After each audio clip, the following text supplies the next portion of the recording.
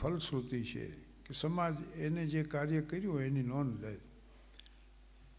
Tolstoy કહેતા હોય કે જીસસ ક્રાઇસ્ટથી ને દુઃખી થનાર લોકો આ જગતમાં છે, પણ એની નોંધ નથી લીધી સમાજે, કારણ કે કોઈ વિશિષ્ટ ક્ષેત્રમાં એનું પ્રદાન નથી. તો આ સમાજ નોંધ લીધા કરે છે. અને આ છેલ્લી વાત છે, એલાભાઈ કેટલો સમય છે મને તો ખબર જ નથી. હે, ઓ માય ગોડ, આ બહુ વધુ પડતું થઈ ગયું. ના ના ભાઈ, એનામાં આ એક પ્રોગ્રામ નથી, આ તો મારે વક્તવ્ય મારા ઓલા ઉપર આપવાનું. પછી તો એ વધતી જ જાય આઈટમો, અને 35-40 મિનિટ હાલે, ને આ તો 12:45નો સમય થઈ ગયો. ઘણો સમય વીતી ગયો, પણ હવે પેલા 35 મિનિટના પીરિયડ લેતા હોય ને, એટલે શરૂ થાય તો 35 મિનિટ જાય. કોલેજના અમારે એક પ્રોફેસર હતા, તેથી 10 જ ₹1 કવર આવતું, કવરની કિંમત ₹1. એ પ્રોફેસર સાહેબે પત્ર લખ્યો પત્નીને, કવર કાઢ્યું અને ટિકિટો મીડિયા ગોતીને ચોડવા. તે આમ હિસાબ કર્યો તો ₹1.20 થઈ. એટલે બીજા વળી ગણિતના પ્રોફેસર આવ્યા, એ કે આ શું કર્યું, ₹1ની ટિકિટ બદલે ₹1.20 લગાડી. હવે ઓછાની માઇનસની નિશાની કરી 20 પૈસાની ટિકિટ ચોડો. માઇનસની નિશાની કરીને 20 પૈસાની ટિકિટ ચોડી. ત્યાં પ્રિન્સિપાલ સાહેબ આવ્યા, એ કે આ હું બધું કર્યું એમાં કોને ખબર પડશે, લોકોનું ગણિત કેટલું બધું કાચું છે. હવે ઇઝ ઇક્વલ ટુ કરી ₹1ની ચોડી. વળી બરોબરની નિશાની કરીને ₹1ની જોડી. ત્યાં પટાવાળો આવ્યો ફરતો ફરતો, સાહેબ આ કવર જ ₹1 છે, આને ટિકિટની જરૂર જ નથી. પણ આ નાનકડી છેલ્લી વાત છે એટલા માટે કે હવે મને આમંત્રણો આવે છે પ્રમુખ સ્થાન માટેના, અતિથિ વિશેષ તરીકે બોલાવે, કારણ ઉંમર સિવાય કાંઈ નથી. એક સંસ્થાએ પત્ર લખ્યો, અમારા વાર્ષિક સમારંભમાં તમારે પ્રમુખ સ્થાન શોભાવવાનું. એટલો બધો ખુશ થઈ ગયો કે મેં એને સ્વીકૃતિ પત્ર લખી નાખ્યો, એ લોકોનો વિચાર બદલે એ પહેલાં. પછી મેં કાગળ વાંચ્યો ત્યારે ખબર પડી કે પાગલખાનાનો સમારંભ. તોય મને એમ થયું પાગલખાનું તો પાગલખાનું, આમ જીવનમાં ધીરે ધીરે આગળ વધાય અને ગાંધીનગર સુધી પહોંચાય.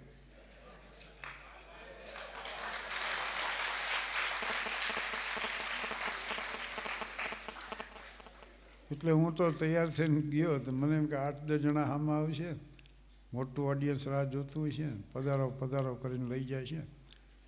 કોઈ હતું જ નહીં આ, બોલો. ઓફિસ ગોતી, 2 જણા બેઠા હતા. મેં કીધું મારું પ્રમુખ સ્થાન છે, એ સમારંભ ક્યાં છે? ત્યાં બેઠો હતી. મને કે શેનો સમારંભ? પછી મેં પત્ર દેખાડ્યો, તો બીજાએ એમ કીધું કે અમે લખ્યો હોય ને તો હોવો જોઈએ. પછી જઈને સેક્રેટરીને બોલાવ્યા કે હાલો જલ્દી, એક પ્રમુખ આવ્યા છે ને સમારંભ ગોતે. એટલે સેક્રેટરી આવ્યા કે છે ગોઠવો, ટેબલ ગોઠવો, ખુરશી ગોઠવો. ઉટલા ટેબલ ને ભાંગલી ખુરશીઓ કર્યું કમઠાણ ભેગું. પાગલખાનાના સમારંભમાં કોણ આવે? પાગલોને બેહરે ઓડિયન્સમાં, બોલો. એક અતિથિ વિશેષ આવ્યા, એ જૂના રાજકારણી, ચૂંટણીમાં હારી ગયેલા. એ અતિથિ વિશેષ, હું પ્રમુખ, અને પાગલખાનાનો સમારંભ થયો શરૂ. ઓલા એ સંસ્થાનો પરિચય આપ્યો અને અતિથિ વિશેષનું નામ બોલ્યા એટલે એણે ભાષણ શરૂ કર્યું.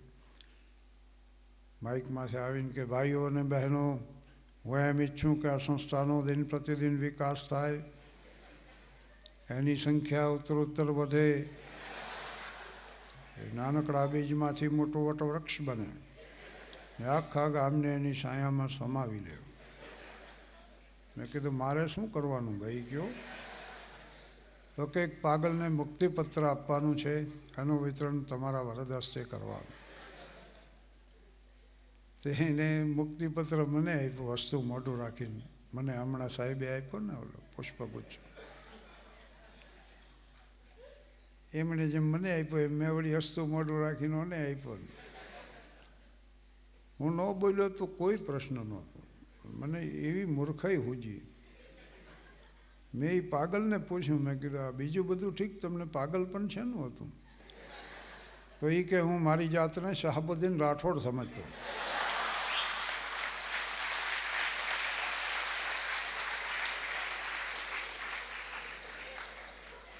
એટલે મેં કીધું શહાબુદ્દીન રાઠોડ હું છું? મને કે 3 મહિના થાય છે પણ સારું થઈ જાય.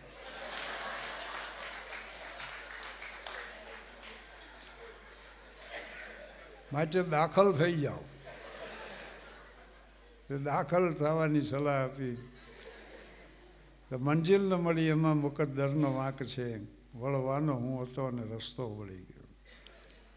આમ આ હાસ્ય વિષય જ એવો છે કે આમાં ગમે એટલું બોલે જાઓ, માણસો સાંભળ્યા જ કરે. હું બોલું તો શરમમાં તમે તો સાંભળી લ્યો, બીજું શું કરો. પણ એક લગ્નના કાર્યક્રમમાં અમે ગયા, 2:30 વાગ્યા, રાતના 3 વાગ્યા. મેં કીધું ભાઈ ક્યાં સુધી હલાવવું છે? મને કે જાનમાં 200 માણા એવા છે ને આપણી પાસે ગાડલા હોજ છે. આમ નામ હવાર પાડી દો. એટલે આ મને જે વિષય આપવામાં આવ્યો હતો એને કેન્દ્રમાં રાખીને વક્તવ્યનું વર્તુળ દોરી દીધું મારી સમજણ મુજબનું. અને મને એમ લાગે છે કે એ પૂરતું છે. અને પાછો પ્રધાન તો હાસ્યરસ છે જ. હું સમજતો કે આની ક્યાંક આવવું તો જોઈએ જ એમ. એની ગરિમાઈ જે છે. એટલે ડાયરામાં પહેલાં શું થતું, 35 મિનિટ કે 30 મિનિટ હાસ્યકારોના 2 સિટિંગ આવે. એમાં 71થી મેં પછી મુંબઈમાં 1 મેન શો પહેલાં શરૂ કર્યો. મારા એકલાના કાર્યક્રમ રહે. પછી 1 કલાકારને હારે રાખવાનું, કારણ મને રાહત રહી ને એટલી. કિરીટ વ્યાસ હોય, મહેશ શાસ્ત્રી હોય, જગદીશ હોય, સાંઈરામ હોય કે ગમે તે કલાકાર હોય. તો એમ થયું. પણ 30 વર્ષ પહેલાં હું કહેતો જેમ ટેન્શન વધશે ને એમ હાસ્યની મહત્તા વધશે. માણસોને મુક્ત થવું ગમે એમ કરીને જો હસી લેવું હોય ને તો એને કાંઈ જોતું નથી બીજું. અને પ્રસન્નતા છે ને, તમામ સંન્યાસીઓના નામ પાછળ આનંદ આવે. જો સ્વરૂપાનંદ, વિશુદ્ધાનંદ, આધ્યાત્માનંદ, એનું કારણ એ છે કે સંન્યસ્તની ફલશ્રુતિ આનંદ છે. વિશુદ્ધ આનંદની એક જ પરખ છે કે એનાથી બીજો આનંદ ઓછો નથી થતો. અને જેનું ઓછામાં ઓછું વળતર ચૂકવવું પડે એ ઉત્તમમાં ઉત્તમ આનંદ છે. અમારા મિત્રો ગયા, શું કર્યું ઉનાળામાં? અરે કે કાશ્મીર ગયા ને દાલ લેકમાં રહ્યા ને હાઉસબોટ ભાડે રાખીને ભાઈ ફ્લાઇટ પાછા દિલ્હી આવ્યા ને દિલ્હી ટુ રાજકોટ આવ્યા, ભાઈ અમદાવાદ થઈને બાય રોડવે બધું વાતું કરીને. મેં કીધું હવે તો અત્યારે એના હપ્તા ભરી છે. એટલે તમે જોજો જે આનંદનું ઓછામાં ઓછું વળતર ચૂકવવું પડે. ભજન મંડળીના સભ્યો તાપી નદીમાં પૂર આવ્યું ને તો તબલાની જોડ ચણાતી જતી. એ જોઈ ગયા કે આપણે જરૂર છે અને જોડ આમ નામ જાય.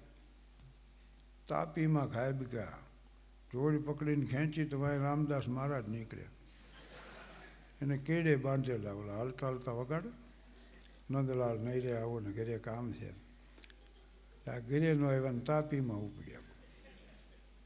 એ જોવાની હવે મહારાજને ફેરફદુડી ફેરવ્યા તો પાણી નીકળી, દવાખાનામાં દાખલ કર્યા. પણ ભાનમાં આવ્યા ત્યારે એટલું જ બોલ્યા કે એકાદી કલાનો સંગ હોય તો તરી જવાય.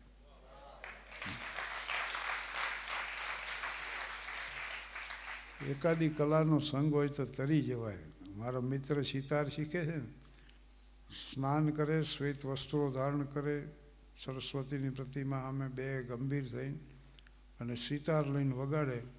પણ એની ગમે એ સમજણ હોય એક જ તાર વગાડે. એ પાછો એવો ગંભીર થઈને વગાડે, ટીન ટીન ટીન. એની પત્ની કે શું ટીન ટીન કરો છો?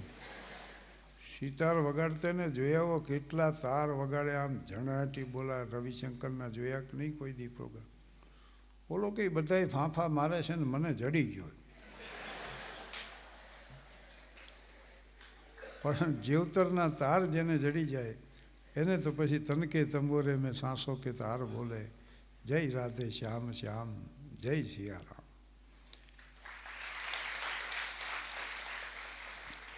એટલે અહીં તો સાહિત્યના શોખીન છો, ગણિતજ્ઞો વિશે વિજ્ઞાનના વિદ્યાર્થીઓ. જિંદગી નહોતી ખબર તું તો માત્ર છે ગણિત, એક પગલું ખોટું ને ખોટો આખો દાખલો.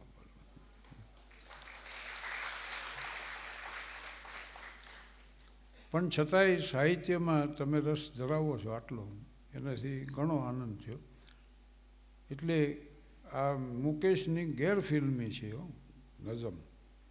કહાં તક જફા ઉસ્ન વાલોं से सहते, जवानी जो रहती तो फिर हम न रहते, नशे मन न जलता निशानी तो रहती, हमारा सा क्या कुछ कहते न कहते, कोई लक्ष्य और कोई दीवार समझा, सदियाँ हुई हमको चुप रहते रहते, जमाना बड़े गौर से सुन रहा था, हम ही सो गए दास्तां कहते कहते. આભાર, ધન્યવાદ. Thank you very much Sabuddin sir.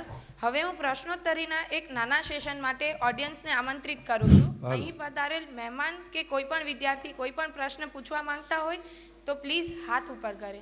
Good afternoon sir. હું વંદના સોલંકી છું. સર તમે જ્યારે આવવાના હતા ને ત્યારે ઘણું બધું સાંભળ્યું હતું કે શાહબુદ્દીન રાઠોડ આવવાના છે, શાહબુદ્દીન રાઠોડ આવવાના છે, આ મોટું હસ્તી. પણ જ્યારે અમને આવતા જોયા ને ત્યારે બધું ભૂલાઈ ગયું. એક કપડાની થેલી લઈને સારું વ્યક્તિત્વ આવે છે, ખાલી એટલું યાદ.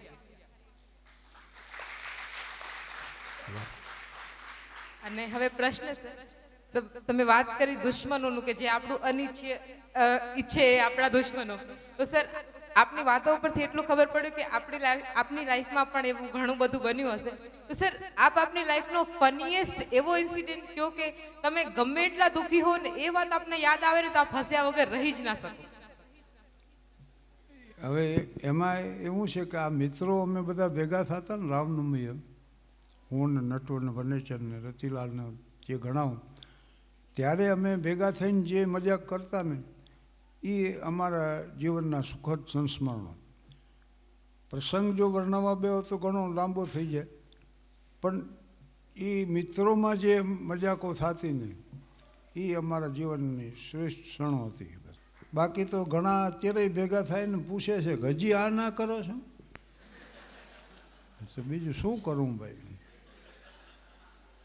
હેલો સર, તમારા જીવનની સૌથી દુઃખદ ઘટના કઈ છે અને તમે જ્યારે પણ એમ નિરાશ થાવ ત્યારે તમે નિરાશામાંથી બહાર નીકળવા શું કરો છો? દુઃખદ તમે જો શો મસ્ટ ગો ઓન પુસ્તક વાંચો ને એનો પહેલો જ લેખ છે એમ.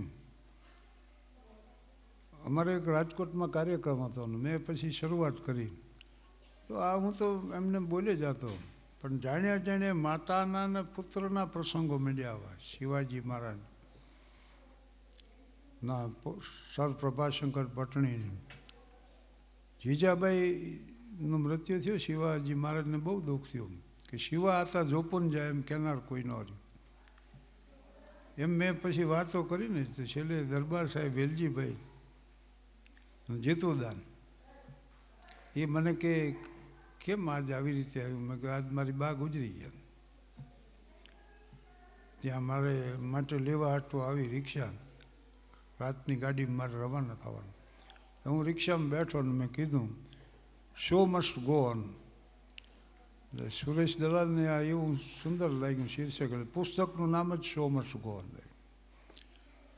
અને નિરાશા છે ને, મોરારજીભાઈને હું મળ્યો હતો, મોરારજી દેસાઈને, અને બહુ પ્રચલિત પ્રસંગ છે મારો, રગારને ખ છે એ વાત કરી. મોરારજીભાઈને મેં કીધું રામ ઘણીવાર લક્ષ્મણને કહેતા કે લક્ષ્મણ આદર્શ વગરનું જીવન વ્યર્થ છે. એટલે એકવાર લક્ષ્મણજી કે ક્યારેક આદર્શમાં જીવન વ્યર્થ બની જાય,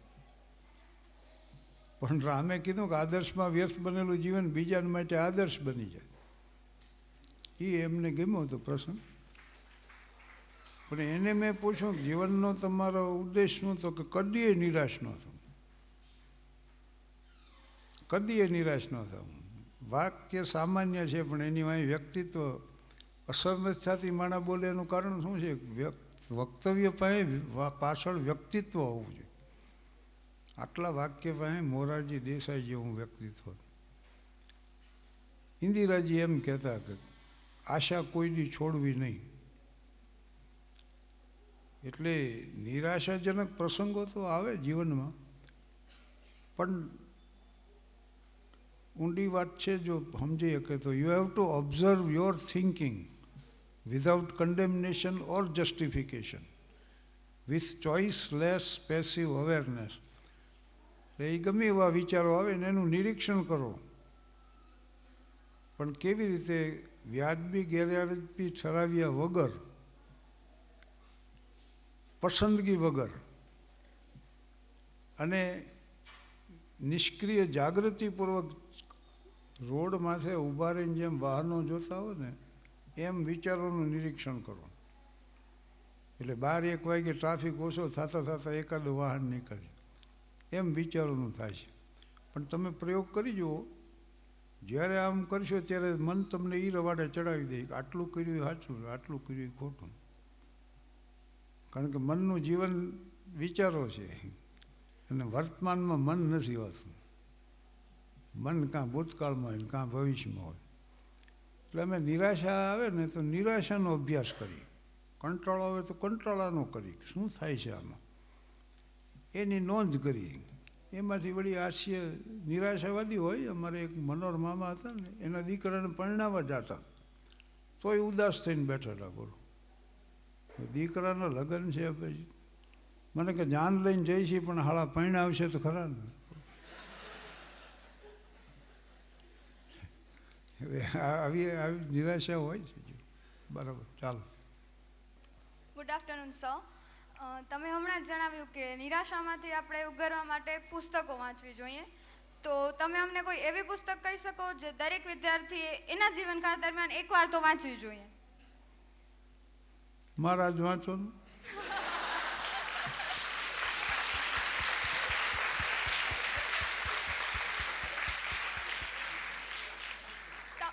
તમારા તો વાંચશું જ, વાંચીએ જ છીએ. આમાં એક જણો છે ને કાયમ ઈશ્વરને ફરિયાદ કરે કે હે પ્રભુ તો સંપત્તિ દે, તો સંપત્તિ દે. એ ભગવાને ઘંટાડી ગયા, બોલાવ્યો એક દી હાલ કર. અને એક મોટો રૂમ હતો ને, ત્યાં પોટલા પડેલા જબરા, બિલ ગેટ્સના, આલ્ફ્રેડ ક્રપના, હેનરી ફોર્ડના, બિરલાના, ટાટાના, રિલાયન્સના સંપત્તિના જબરજસ્ત ઉપાટ તારે જે જોઈ. અને ઓલો આભો થઈ ગયો. મોટા પોટલામાં એક નાનું પોટલું જોયું. એ કે આ શેનું? તો કે આ સંપત્તિ હારે જે સંકળાયેલા ટેન્શન છે ને એનું છે.